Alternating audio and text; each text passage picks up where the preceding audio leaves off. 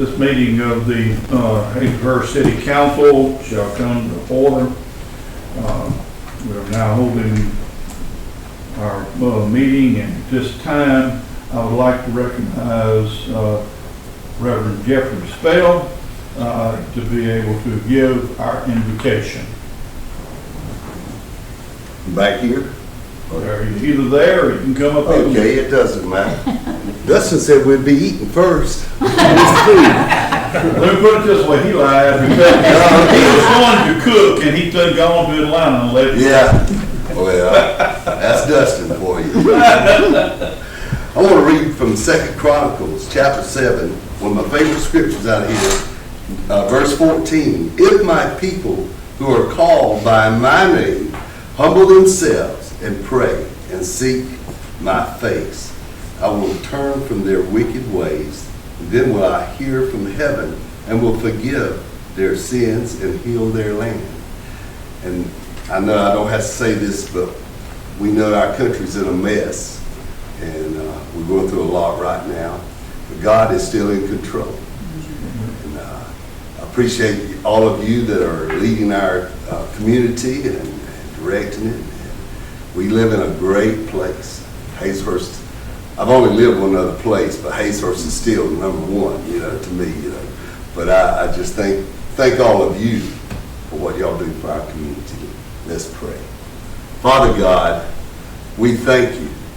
Thank you, first of all, that you are with us here today, Lord. And Father, we ask that you will guide this meeting. Father, we thank you for our city government, our county government, our state government, and our United States government, Lord. And we just pray, God, that you would just send a revival in our land, Lord. And Lord, just fill us full of love for one another. And Father, we just ask that you will bless our homes here, bless our country, Lord, bless our city here in Hazelhurst and our county, Lord. We just pray your blessings on them, Lord. And all of the people that work with the city, that does the different things for us, Lord, and we just thank you for each one of them. And Lord, we just give you all the praise and all glory. For it's in your name we pray. Amen. Thank you very much, Jeffrey. Would you all join me in a salute to the flag? I pledge allegiance to the flag of the United States of America and to the republic for which it stands, one nation, under God, indivisible, with liberty and justice for all. Quick statement that all of us are quite cognizant of at this time is we did have an assassination attempt on our president, past president that is, and it goes to the state of our country. I put a statement on Facebook, I think, about this too, that I condemn the fact of anybody, our past president or anybody else's life could be so cheaply looked at. But it's the state of our country at this time, and I ask for the people of Hazelhurst to come together and show the country how it should be done. And that we, as the city of Hazelhurst, pray for all of these people in our country as a whole. And I'll get off my soapbox and get back to the business. At this time, has anybody's had time to look over the agenda? Do we have a motion to approve, amend, or I have a motion on the agenda? Make a motion to approve the agenda. Motion's been made to approve the agenda. Is there a second? Second. Motion's been made and seconded to approve the agenda. Is there any discussion? Hearing none, all those in favor of approving this agenda, raise either hand that you wish. And all opposed, like sign. Motion has passed. We have a work cut out for us. The first part of which we have, number one, was off of the golf course. We had some contingencies that was there. I don't see anybody here that was we were talking about with the Mulligans group, but Basically, we have the contract ready pretty much to be signed by all parties and are ready to go with it as it is. All in all, I think it's, looks real good for both parties, for the Mullins Group as well as the city. Legal, do you have any comments that you need to make about that? We just clarified the insurance that was paid in the metered water and the issue with the irrigation pump, how it was cooled by metered water, and made a special provision in the lease for that they understand how that operates. I understand Joel Poe is familiar with the facility anyway, but I wanted that set forth in the lease so there's no question about it. I appreciate all your hard work on getting that done, and we will be getting all the signatures and such not and making it legal. As the Mullins Group will be leasing it with a 3-year lease with an option to put it up for bids for sale at the end of the year as their option. All right, moving on to the second one, will be to discuss the mapping system. And Mr. Chris, I'm going to turn that over to you. All right. Oop.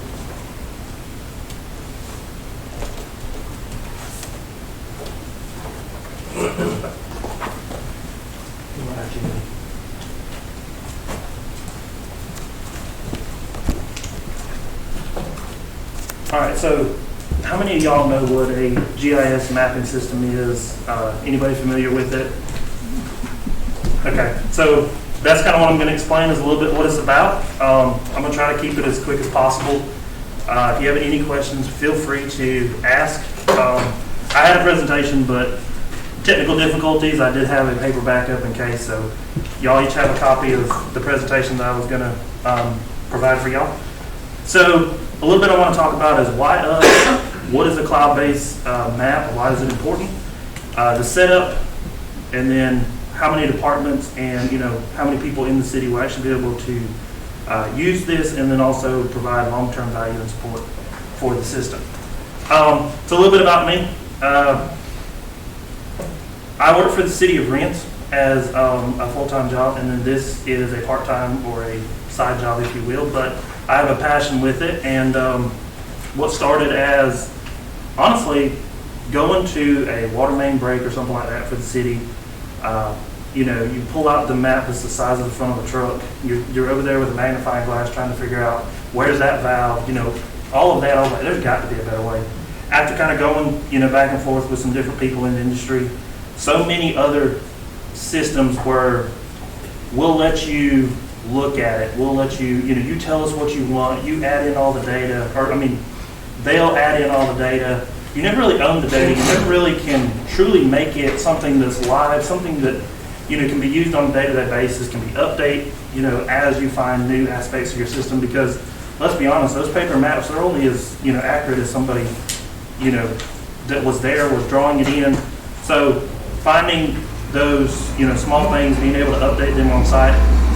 So after going through with, other systems, I found one that was simply, you own the data, you put everything in yourself, you draw it in the way you want it, and so I went ahead and mapped out the entire city. Well, that turned into, I showed another sistering city kind of what I'd done, and they said, look, we want this, and we know of several people, can you, create a business, can you help people out with this? Everybody, kind of wants it, but a lot of people don't have the time to put in all the data or the computer knowledge, to kind of make it all go together. So that turned into Cypress River Design. I have done 6 cities so far, and we have starting to represent at like your Georgia Rural Water Conferences and stuff like that. So it's really just blowing up from there. With that being said, cloud-based map, why is it important? It allows you to access a map in the field or the office. It allows you to put in reports, with each asset of the city. All data is stored back, backed up, so it's not like you're taking up a massive amount of, space on a certain computer. You can access it from any device. Searchable data. As you're putting in all of that data, it now is searchable. It's not just something that you can click on and look at. You can search certain criteria, and I'll get in a little bit more in depth on that, but it allows you to find something very quickly and efficiently, to make, your job as maximized as possible. And then overlaying Google Maps. So if that particular operator is out there and is not sure, hey, am I looking at the right place? Or is at the computer, they can look it up at Google Maps, see it real time, and get an idea that they are looking at what they're supposed to be. So what does setup look like? We take those paper maps, we turn them into something that kind of looks like that picture, on the screen. It's all drawn in. I know that those are very small pictures. Like I said, the presentation didn't quite pan out. So with our mapping system, where it kind of shines from others is it's not simply just an online map. It is something that you can access with your phone, and when you turn on the GPS, as you see in the picture here, it will bring up the location of where you are in correspondence to the asset you're trying to find. It's not, 100% perfect, but it does give you a general idea that, hey, I'm looking at the right side of the street for that water line, that I'm trying to locate, stuff like that. Each asset can have its own layer, so as you're putting in all of that data, it starts to get really cluttered. You can start removing layers and seeing exactly what you need to see. Multi-department use. So it's for water department, it's for the sewer department, streets, streets, lights, cemeteries, you name it, it can be added. If the city owns it, it can be added as a group, as a layer, and then it can be tracked. All the information can be added into it. If there's certain criteria that you want to know about certain ones, you can add fields of data for those. You can take pictures, like let's say, like service pumps, lift station pumps, that kind of stuff. You want to know what size they are, the serial numbers of them, whatever that looks like. Take those pictures, add it in. You always have a central location that you can go back and look at all the assets of the city. The next page, the wastewater department, just giving you an overview. We're tracking main lines, service lines, grease traps, the manholes, and then the first picture up in the corner is one of my lift stations. And you'll see here that it's a picture of the pump, also a picture of the nameplate, data plate, something that I took time to clean up, but I'm not going to do it every time I pull it. And it allows me to see that data before I even go out there to pull that pump again, exactly what I need. I also threw in some notes about like what size tool that I needed to be able to take apart that, just something to make it go a little bit faster. That particular picture is a document that is directly connected to that asset on the map. So as I click on that, it brings up an option to click on the document. And when you click on the document, it brings up that picture. Sewer lift stations, the pumps, how deep it is, the manholes, what material it is. If you have the data of when it was put in, all of that can be added in. A quick overview of the water side. We're tracking water valves, water meters. We're starting to see, as a city, the city has a asset number or a service number for each of those meters. If somebody takes the time to quickly add in all of those, as the meters are being added in, add in that number, those up there at City Hall can go in, and if they know that they need to search that number, they can search it and then, add a work order to it or whatever they need to do in order to make, that job go as quickly as possible. A little look at like the wells. You can add in how deep it is, like on you'll have like a well digger's log, something that is going to get lost in paperwork. You can quickly add in that details. You'll have it for any time, that way if it does get lost, if it does, something you can't find, you always have a central spot to find it. And then last but not least, water repairs. So as we're having that water main break, we can go in, put in the valves that it took to shut off that, leak, and we can also make an area of these 4 valves shut off this area. What that looks like 5 years from now is there's a water main break. Those guys out in the field, they know exactly which valves to go through to cut it off. They're not spraying water in the middle of the street. They're not wasting water. They're making a quickly and well-calculated repair on that without, causing a massive amount of problems to a lot of people, as far as losing water or having water cut off for a long period of time. Multi-use fire department. We've got, we can go in and we can signify which valves are, your hydrant valves. So when we're looking for those water valves in that particular instant, we can immediately say, okay, that's not a valve I'm worried about because it's a hydrant valve. As a fire department, chief or whoever, they can go in and they can put in, as they're doing a flush test, where they flushed, where they haven't. And you can go in and create a layer that color codes where they've been. So if they're fixing to do an area, the public can know this is the area they're working in. So if I have colored water or whatever because I'm flushing my water, then this is the area that they're working in.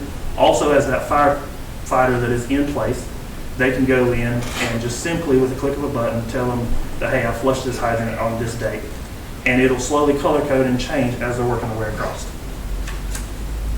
All in all, it is simply a system that can overlook and keep all of the city assets, keep everybody kind of informed on what's happening. As far as the public works director, he can kind of have an idea of what their guys are doing. Cemetery, this is where it's really going to be huge for y'all. I took a look at the paper, if you want to call it that is this cemetery data. The dinosaur. It really looks like something that did come out of Vince's Grove. It honestly, it's really, really. So what I would do with that is we'll go in, we'll scan it. I've got a large 36-inch scanner. We'll scan it as a PDF, something that I can work with. And then the Public Works Director we kind of come up with a game plan to go out to some of the new plots that have just got purchased with the city, kind of mapping that kind of stuff out. But we go in there and we start drawing those boxes in. And if you look down here on the second picture, we can put available, we can put occupied, reserved, if somebody has reserved it. In those fields of data, you can now add in the deed of, hey, this family purchased this, and this is what, and you have that data to back it up. You're not going through some file cabinet trying to find all of those pieces. It's all right here, click of a button. As you're going through, we can put in on each of the headstones who is in there. So, okay, we're creating this massive database, but it's only as good as how much you use it. So instead of just the public works guys or just them people having it, you can go in and actually copy that into a public map and allow the public to be able to access exactly what you want them to access. So if they need to access to see, okay, what plots are available, whatever that looks like, with a little bit of doing, you can create a public map of and then just link it, to the Facebook website, or just a link. They don't have to have a user list or anything like that. They can go in and search, I want to find my relative, and it'll bring up that plot of where they're at. So where does that become really huge? It becomes parade routes. You can create a public, route of how you need to direct people where the route is going. I've actually got a city right now that's going to the extent, I thought this was insane, but they're loving it so much that they're going in and they're actually mapping out each parcel, like, how you have the vendors, the little boxes beside the road. They're mapping out each of those boxes as this person reserved this place for this parade they got coming up. If you want to do it, it is possible with this system. So quotes include device setup, GPS and account unit setup. I get with the guys here in the city. We show them how to set up the unit, how to work the unit, how to connect it all seamlessly to either your phone, an iPad, then also look at it, on a desktop version. Administrative training on the mapping software, so I'm going to get with our lovely mayor and, show him exactly how to find the stuff that he wants to find. And layer setup for all departments. I'm going to go in, create those easy to find layers, those, all that data so it's easy to find. So we talked a little bit about one of the big things that's coming up by October 2024, maybe you've heard some about it, is the service line inventory. State of Georgia or EPA is requiring us to create a inventory. Now, they do not require this inventory to be complete. However, they do require you to have knowns and unknowns. So with this system, EPA has created a template that is a lot of work filling all that data in. And the only way to fill it in is one line at a time. This system has recognized that as an issue. They have created a fields of value on like a water meter layer with all of that data required by EPA. You can go in and click and with check boxes basically and check off each unit. Okay, well that's no different than the EPA template. But if one street is all the same, like let's say, you know that this street was all done at the same time and these are the materials for everything, you can grab a hold of that entire street, grab every single one of those water meters, do that inventory one time, and you just did it for every single one.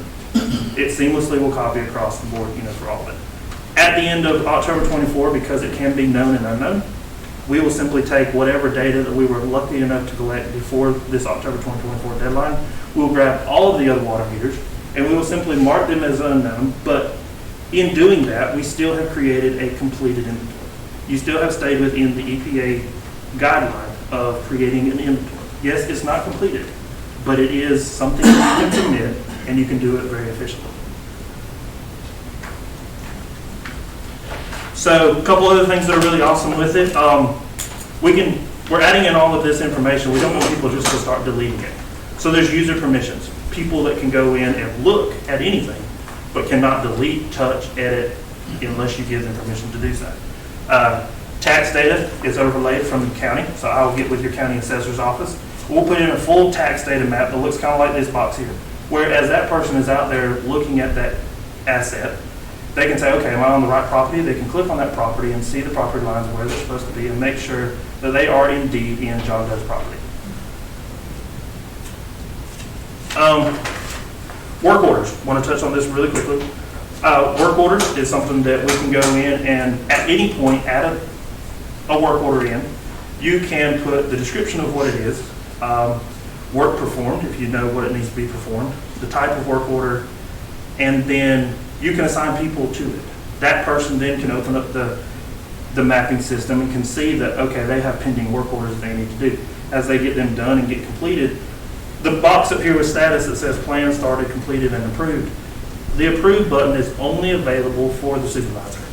He must go through and check all the completed work orders and make sure that everything, you can go in, and put in a description, a pictures, everything being done exactly how it needs to be. He can go in and approve that work order. It's just one of the many layers that is in this mapping system. So that's kind of a wrap of what I've got. At the end of the day, it's our goal to outfit you with the software. We're going to in-house set up. We're going to create baseline for each layers, and we're going to catch you up with any existing data as much as possible. And we're going to train all personnel that needs to be trained for this. We're going to provide a yearly support, so we do have those people that you have trained, and all of a sudden they do change jobs and different things. We can kind of either one over the phone or two, maybe a trip down here, train them to be able to keep continuing the additional work. I hope I didn't take too much time. Any questions?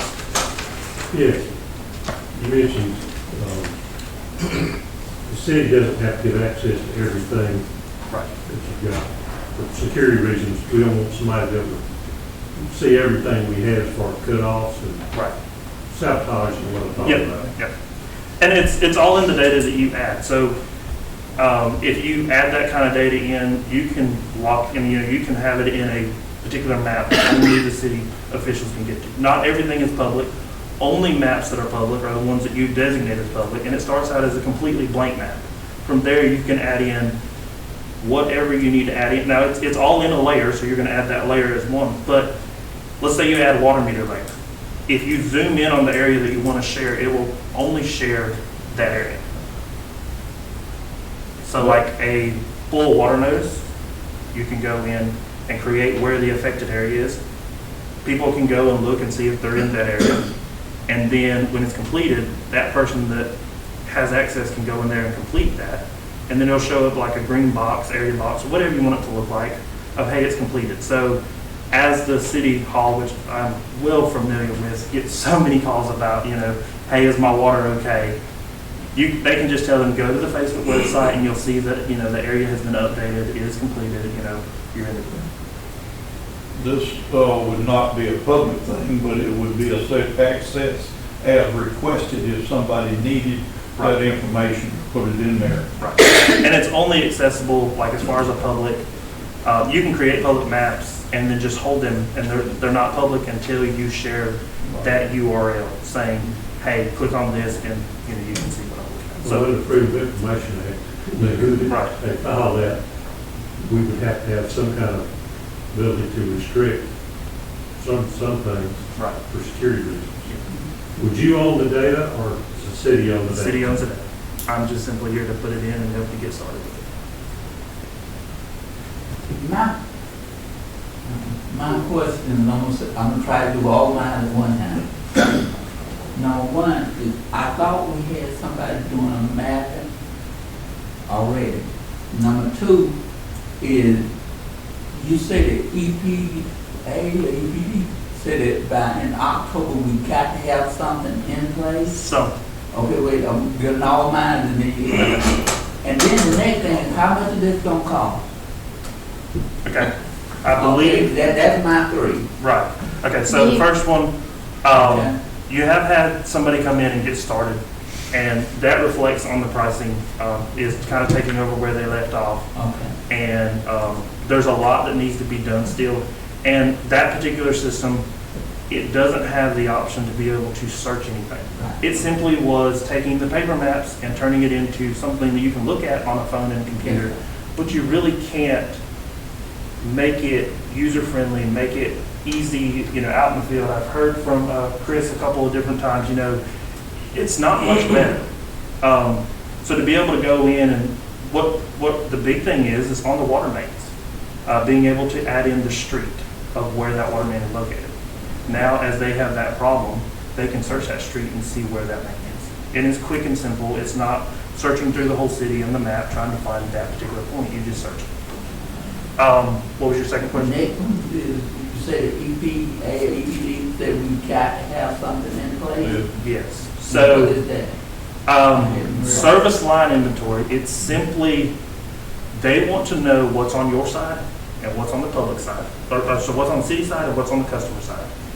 And they're just looking to see for galvanized type lines, stuff that's old, that needs to be replaced.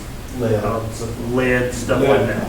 The ultimate goal is they're looking for lead, but there's very little of that, in existence. And obviously, nobody in the city has had major issues with any of them. But there were some things that happened up north, and that created new rules for us and everybody that we now have to comply with.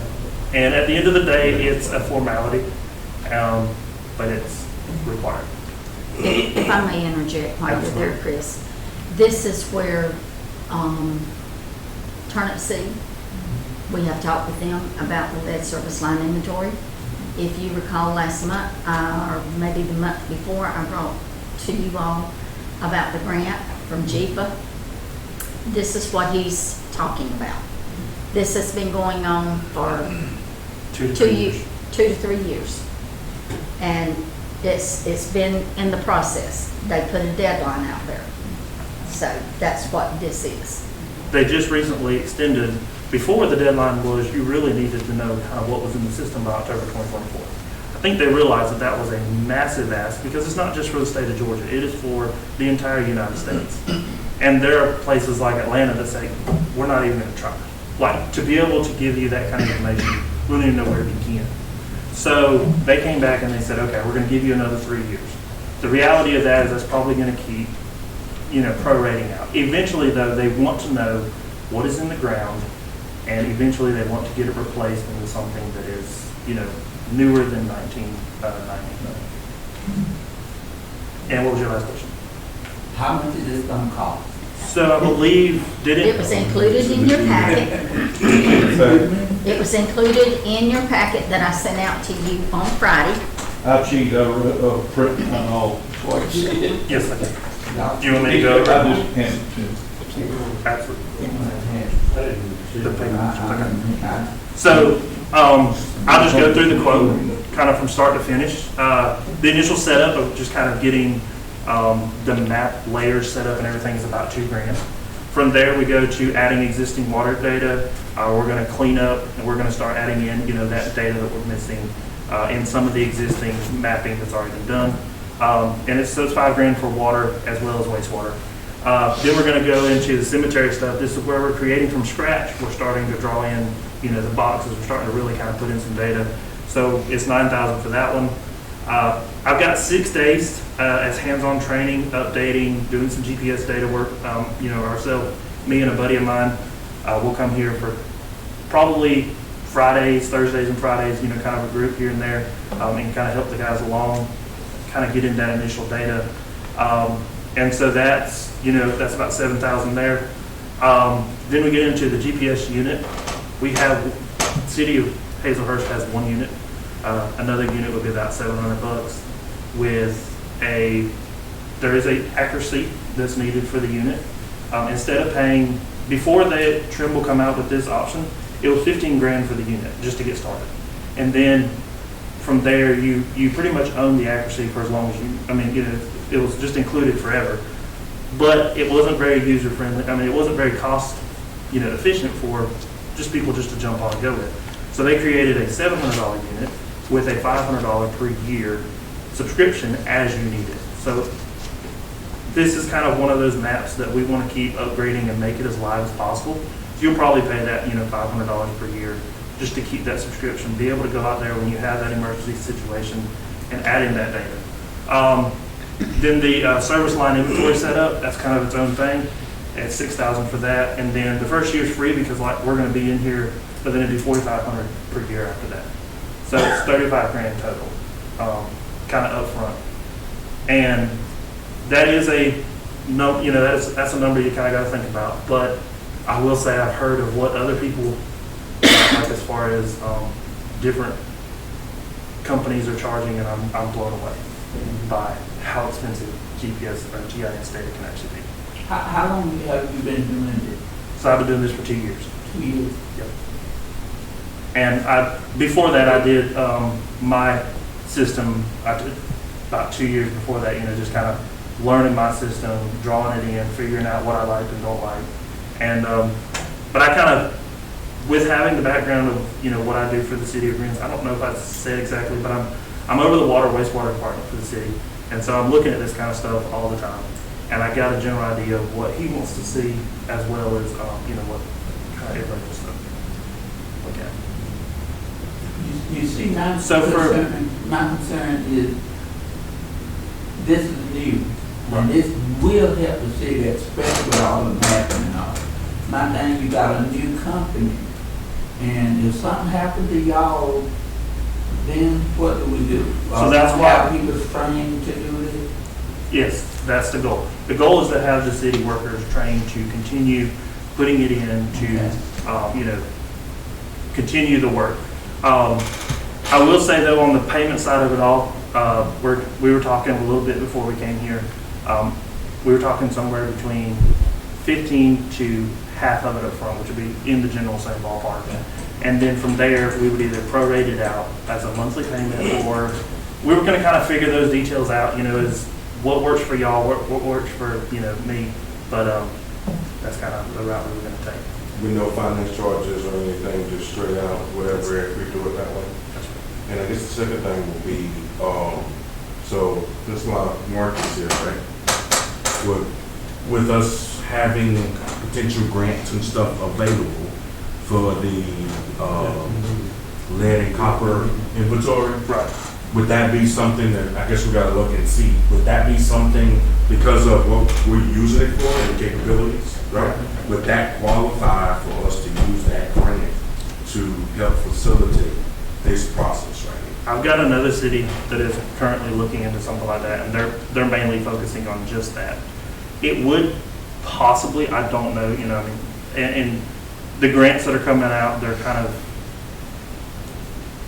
there's a decent amount of money, but if you take it into terms of what's actually out there and what truly needs to be spent, it doesn't equal anything. And 9 times out of 10, the larger cities, kind of get priority. And so the reality of something like that actually coming, and being something that's, we're a city that's about 1,500 people, so we're kind of probably generally the same size. I don't know how much of that grant money we're actually going to see. All of it gonna go to Atlanta. Exactly. We're going to tell them how it is. But with that being said, there might be an opportunity for some of that, but it won't be able to cover all of it.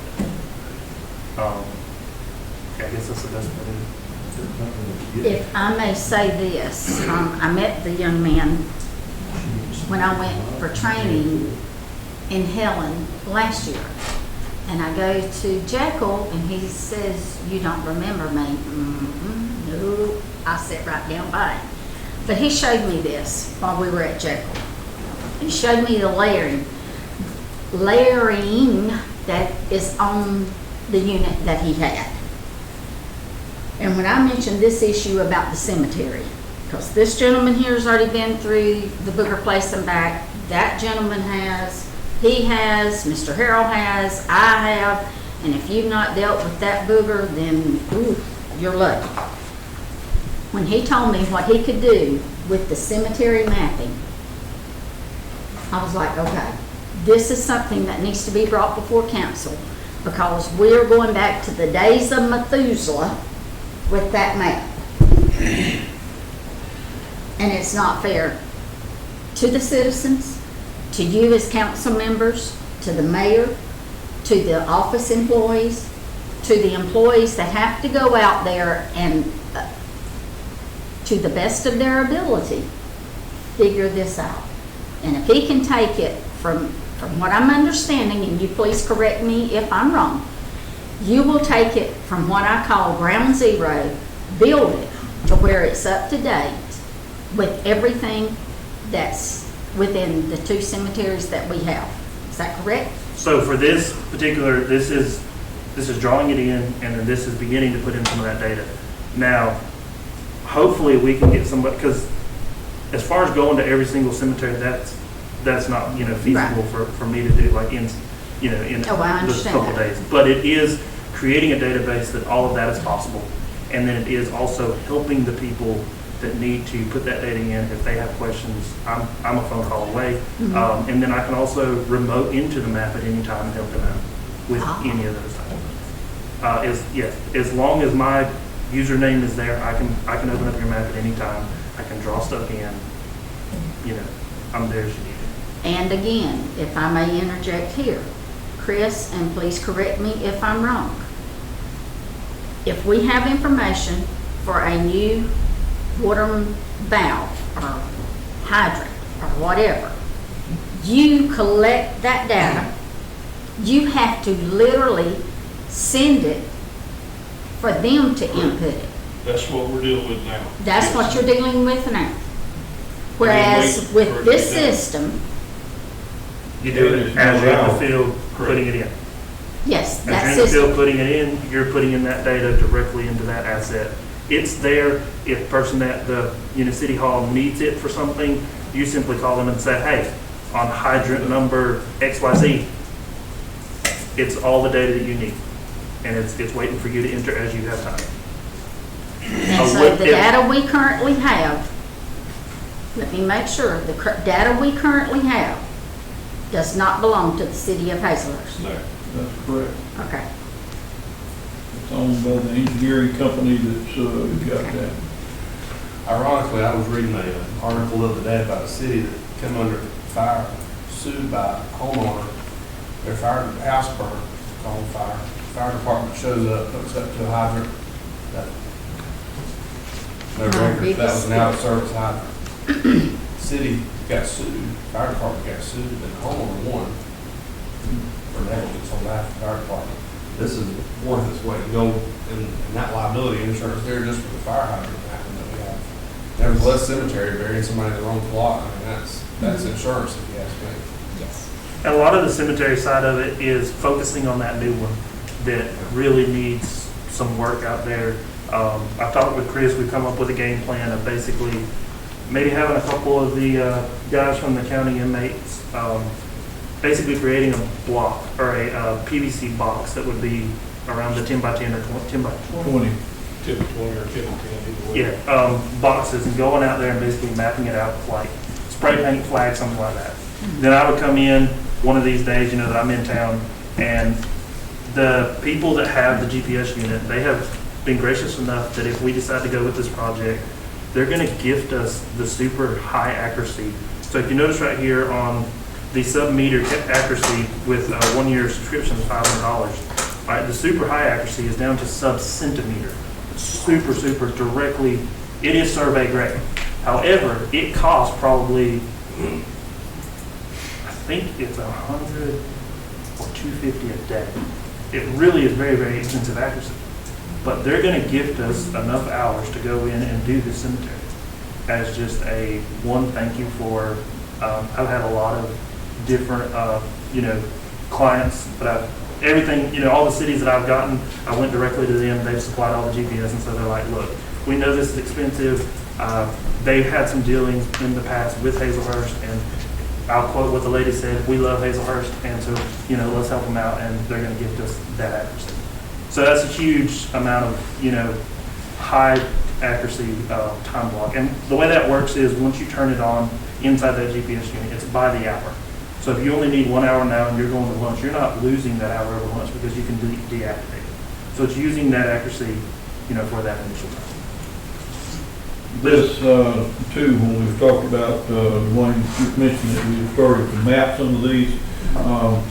This company that he just said is going to gift us that accuracy part is the one that we purchased, the first one that we would start to mark everything GPS.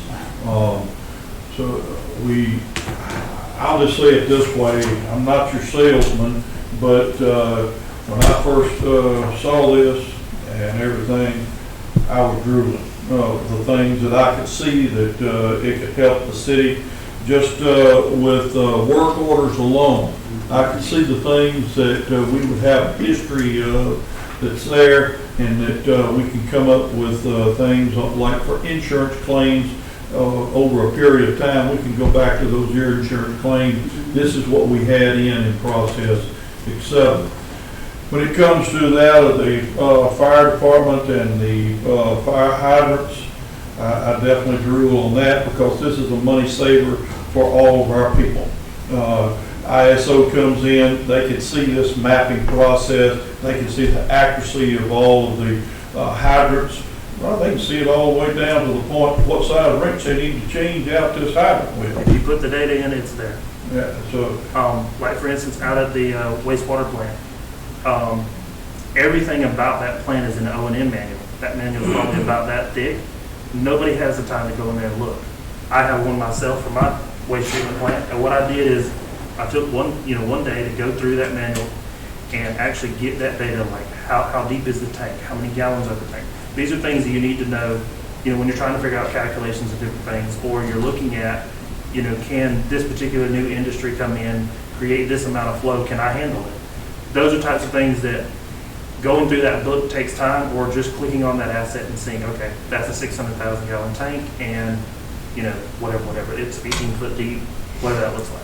It's just a central location that, if put into work, can truly, because you only have to put it in one time. And,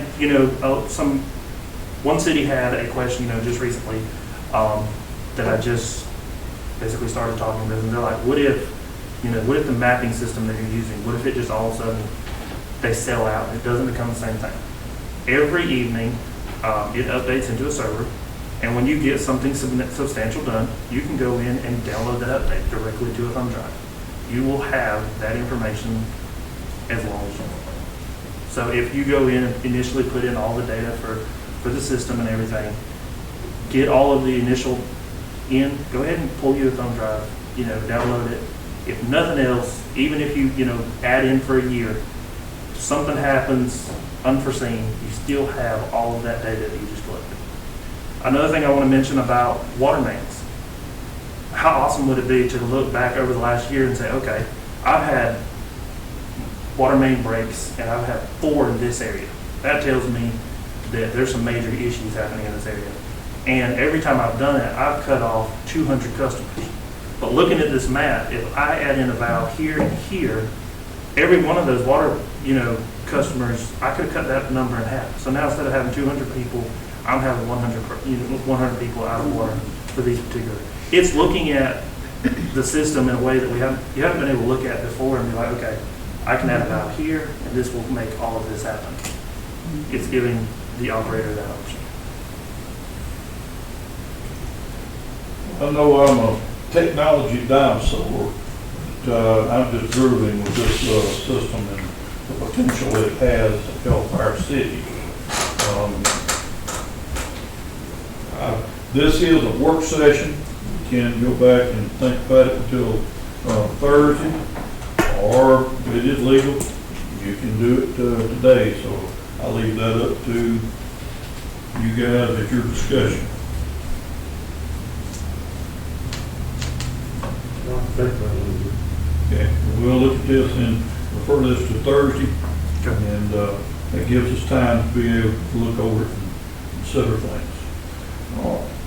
We appreciate you, Chris. Yes, sir. And thank you very much for your time and effort. Okay. And I don't need to be here Thursday, do I? Okay.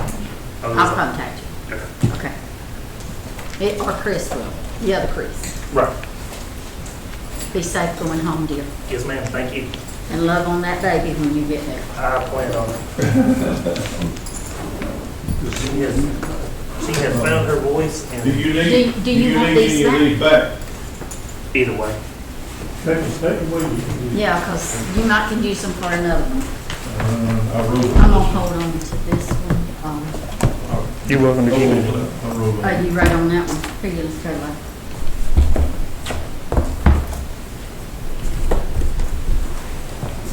So I'm gonna put it down, okay? Easily with Look next year, one on road. No. Thank you. Thank you, Absolutely. Chris. Thank you. Y'all have a good one. You too. Thank you. Be safe. All right, going down to number 3, is our government payment program for the water meters, and I'm gonna turn that over to Mr. Reese. As you know, I brought before you, the lease purchase financing for, the water meters that we are looking at. The total cost of it was $621,868 and 59 cents over a 5-year term. They came back to us, instead of annual payments, they want quarterly payments, which is probably better for us as a city.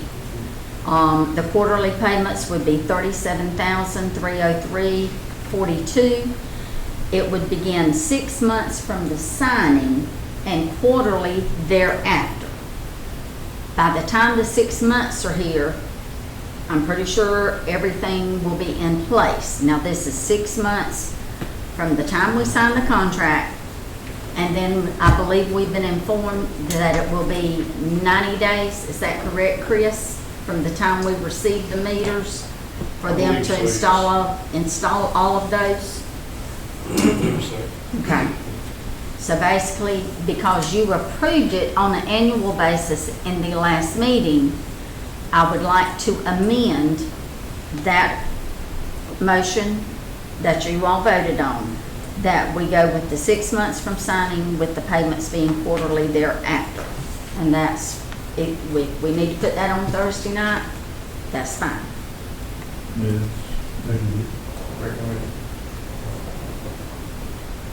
All right, let's move that to Thursday. Yes, sir.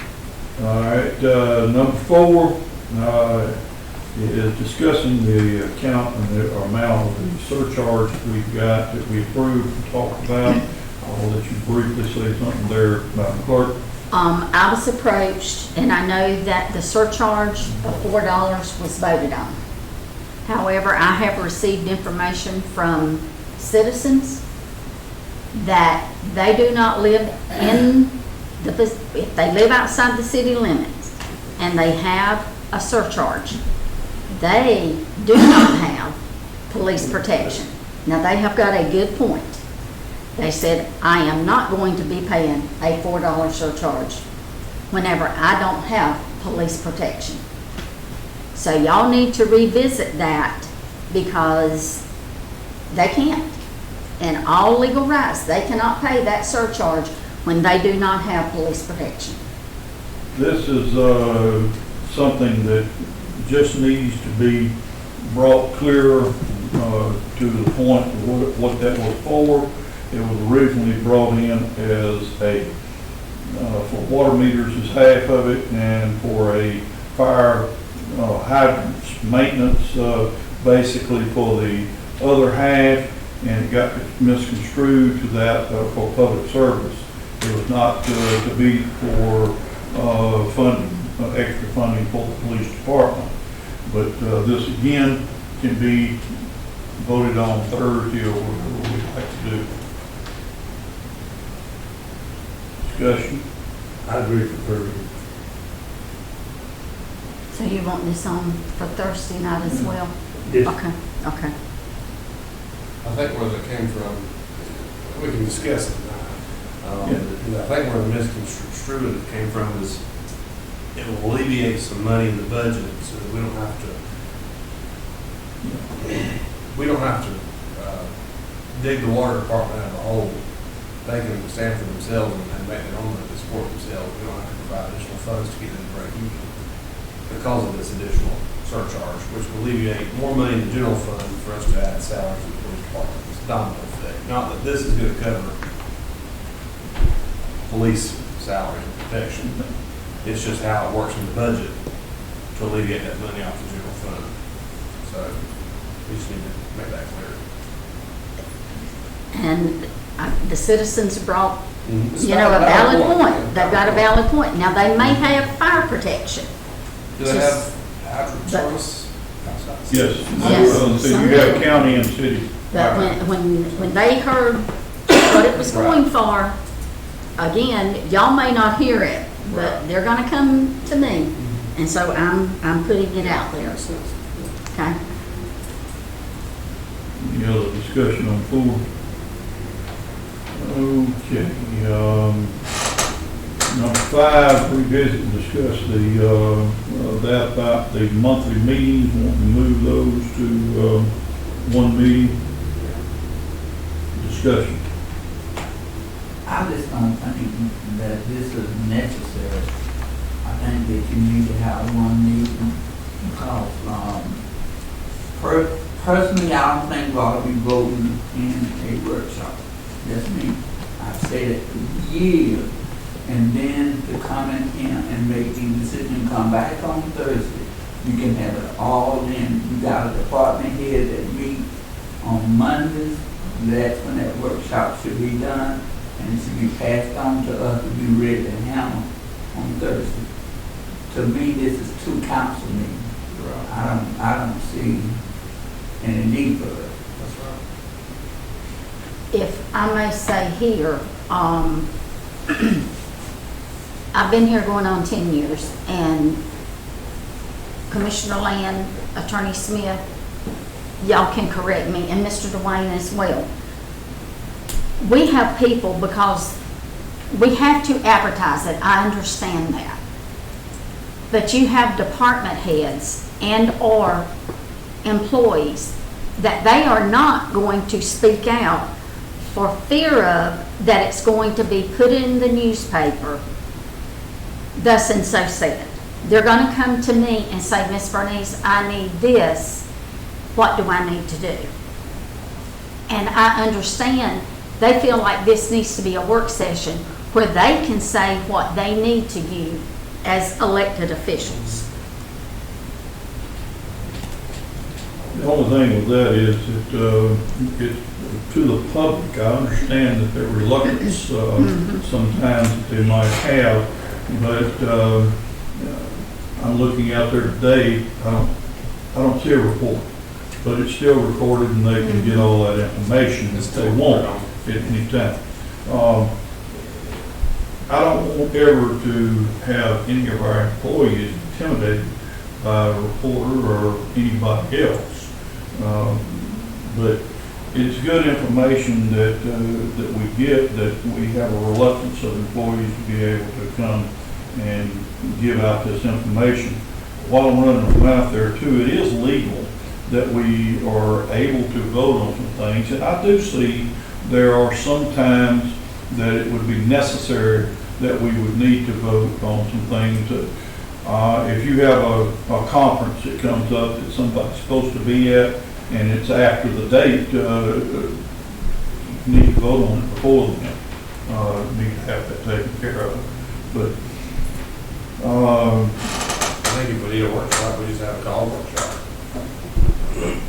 you could have it, put them both together, and it may lengthen your meeting, it may not.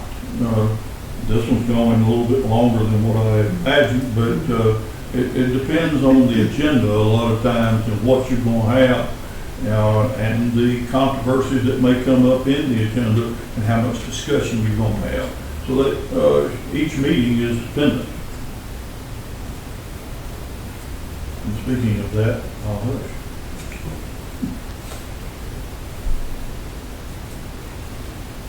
Again, I'm asking my council, when we come up Thursday night to look at this and to vote to have one meeting a month. I think that's all that we need. The more fodder you bring up, the more fodder you have, the more problem. You can do it all at one time and we can get in and handle the city business. It can be one time, so I'm asking y'all to come Thursday to let's get together and let's reduce this back to one meeting a month and put it in the hands of the supervisor. And then any of us have access, all the public has access to come to those monthly meetings when they have the workshop. They are supposed to legally meet every, I think it's Monday that you all meet, or every third Monday or whatever. They do meet and somebody can be there. So I guess we'll end that. I also want to look at, also on Thursday, the time of the meeting. Right. Yeah. So I just want to make sure we include that. Yeah. All right, moving, putting that one to Thursday also. I recommend that we also move 6 through 9 to Thursday for voting. 6 is just a report. And likewise academic for all the others too. Okay, anybody, any objections to moving any of that to Thursday? Hearing none, time for citizens' comments.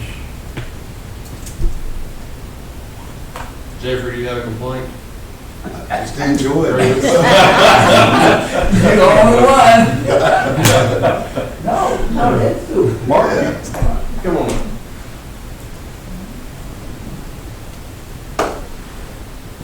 How everybody doing? Good. Miss seeing y'all faces. Yeah. Well, anyway, it looked like it's already been discussed. It looked like y'all got some leeway and some stuff going for yourself for the service line inventory from EPD.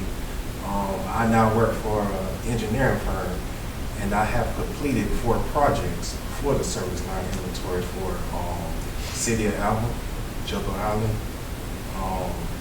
Epworth by the Sea, get ready to work on Sea Island. We've been doing a lot of work for different municipalities, and I think we can probably be a help for the city of Hazelhurst, which this is home for me, so I want to be beneficial to the city, so I have some inside information on how to get it done. I know the guy here said it don't all have to be reported, but who want to report something happened? You want to go ahead and take care of it and get it out the way. That way so that everybody be comfortable with turning in the information for EPD. So I wanted to offer assistance for that and any kind of help we can be helping y'all moving forward. I'm gonna ask you, would you put that in a proposal so it could be studied for the dollar amount? Yes. Unless you are doing this for charity. No, it's not charity, but we're here to help. And like I said, I work for Robert Civil Engineering now, and I believe we can be a great assistance to the city of Hazelhurst. As I said, we already completed several projects for other municipalities as well.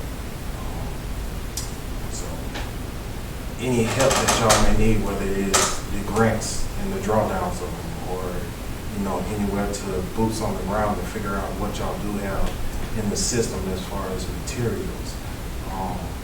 Anything that y'all need assistance with, I believe we can help.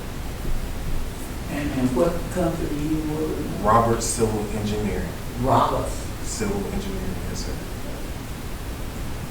You have completed some projects already? Yes, sir. Jekyll Island, Water Authority. We have just completed Epworth by the Sea, which is a Methodist campground there, but they have their own community system water. We also have the city of Alma and the city of Hoboken. So y'all have my contact, and y'all need any assistance, just feel free to reach out. our person, Mark, is in charge of this will be, Summer Daniels. Okay. And, I'm sure that, you can get in contact with her and give her some more information. Sounds good, sounds good. Well, thank y'all for the time. That's what I wanted to step in and see, and then, get to see some familiar faces again. So, Always good to see you. yes, sir. Thank y'all. Thank you. Any further citizen comments? Well, it's up to mayor and council comments. Just information I'd like to share with y'all. I was on the phone with DOT today, and sometime in the past, we voted to one-way Henson Street. I was informed today that they have to do an in-depth traffic study before they will approve that one-way street to be entered on the state highway. They're gonna come and meet with the mayor this week, tell them what they're gonna do and get some kind of timeline. So we're making some progress there, as slow as it is. Still progress. Still progress. Still progress. Along with this too, I don't want to steal your thunder, Mr. Land, but we've also looked at a dip in the road that's right in front of the First Baptist Church. That's been a challenge for us. It's there. DOT is willing to take a look at it with us and even possibly split the cost of it. And I think that's something that's a very positive thing that we can have there too. Along with that, we will have to be working with DOT with the truck routes, trying to get the trucks off the one ways. You talking about the dip, you talking about one crossing the road? Mhm. Praise God. It is rough. Any other mayor or council comments? If not, I'll put a motion, we go home. second. Third. Not minimal, unavailable, you shall vote on this, all in favor say aye. All opposed, no. Go on.